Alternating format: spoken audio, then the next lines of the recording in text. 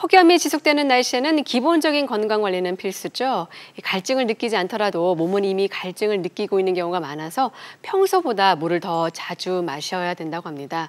하지만 물 마시는 습관이 들지 않아서 땀을 많이 흘리는 여름에도 물을 잘 마시지 않는 분들도 계신데요. 이런 분들이 주의해야 할 요로 결석에 대해서 얘기 나눠보겠습니다. 허대영 의학 전문 기자 나오셨습니다. 안녕하세요. 네, 반갑습니다.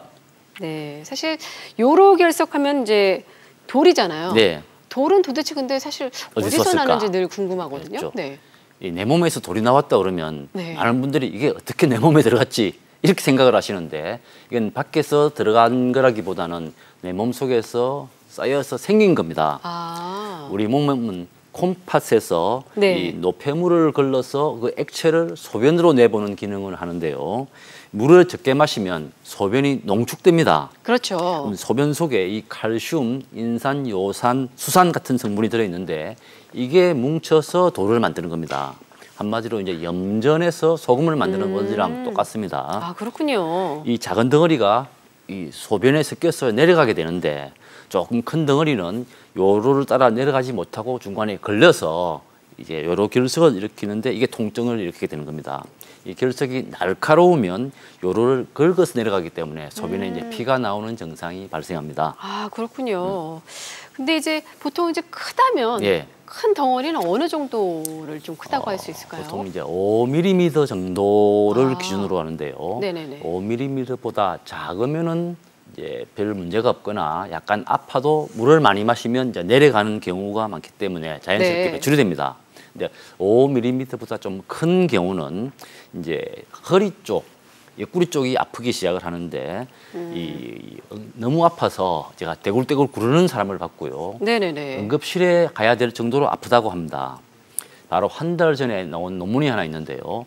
멕시코에 사는 50대 여성이 요로 결석 제거 수술을 받았는데 네네. 이 결석을 제거해 보니까 화면에 보시는 것처럼 크기가 10cm 정도 되는 그러니까 자몽만한 게 몸에서 나온 겁니다. 임산부라고도 쪽에서. 좀 믿겠어요. 예. 네. 저 여성이 저 결석 때문에 얼마나 고통을 받았는지 한번 상상을 해보시면 되는데 네. 소변도 못 보고 몇 달 동안 계속 고통을 받았다고 합니다. 네, 10cm라면 정말 엄청 큰 건데요. 그렇죠. 진짜 고통이 심했을 것 같은데 어떻습니까? 이 결석, 돌에도 어떤 모양이 있나요? 예, 우리가 이제 먹은 음식의 성분에 네. 따라서 이제 결석의 내용이 조금씩 다른데요. 이 화면을 보시면은 이 옥살산 칼슘이라든지 인산 칼슘 이런 여러 가지 종류가 있는데 맨 왼쪽에 있는 옥살산 칼슘 결석이 가장 흔한 겁니다. 근데 저놈이 뾰족뾰족하게 생겼잖아요. 저게 요로를 가로막고 상처를 내고 이제 소변에 피가 나오게 하는 그런 결석이 되겠습니다. 네. 아무래도 이런 요로 결석 같은 경우는 식습관과 가장 좀 그렇죠. 밀접하게 연관이 되지 않을까라는 네. 생각이 드는데요. 네.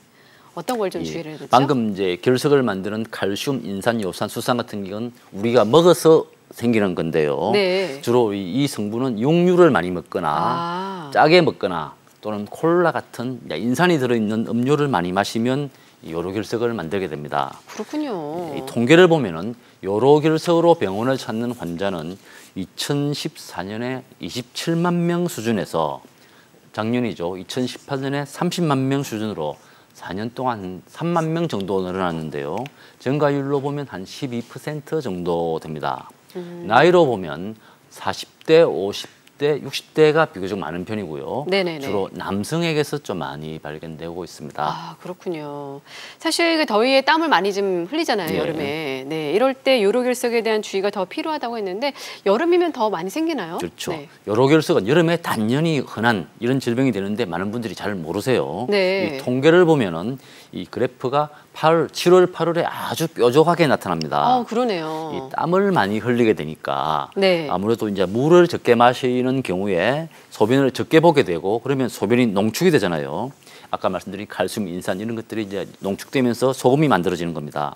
또 여름에 낮이 길다 보니까 자외선을 많이 쬐게 되고 자외선을 쬐면은 비타민 D가 합성이 되면서 칼슘 농도가 증가합니다. 이 역시 요로 결석을 만드는 성분입니다. 네. 또 밤에 우리가 야식으로 치킨이나 뭐 라면 같은 걸 많이 먹게 되는데 이것도 역시 나트륨 같은 염분이 많아서 요로 결석을 만드는데 좀 나쁘게 기여하는 겁니다. 네. 속설에 요로결석이 생겼을 때 이제 맥주 마시면 그렇죠. 네.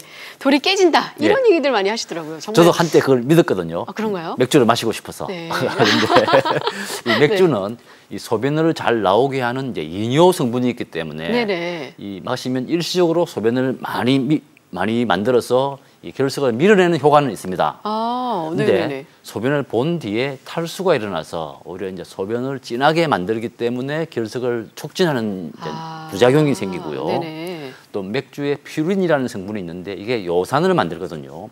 이 요산이 결국 요로 결석을 만들고 좀 더 많이 쌓이면 통풍이라는 질병으로 이어질 수도 있기 때문에 이 퓨린이라는 성분이 문제가 됩니다. 네. 또 요로 결석은 재발하는 경우가 제법 많습니다. 그렇기 때문에 굳이 맥주를 자주 드셔서 요로 결석을 좀 맥주로 만들 이유는 없지 않나 그렇게 봅니다. 네, 여름에 특히 좀 맥주 그렇죠. 조심하셔야 될 것 같습니다. 무엇보다도 짜게 먹으면요, 요로결석이 생길 확률이 더 높아진다고 하니까요. 염분 섭취량에 항상 신경 쓰고 여름에는 평소보다 더 물 많이 드시길 바라겠습니다. 오늘 말씀 감사합니다. 네, 건강하세요.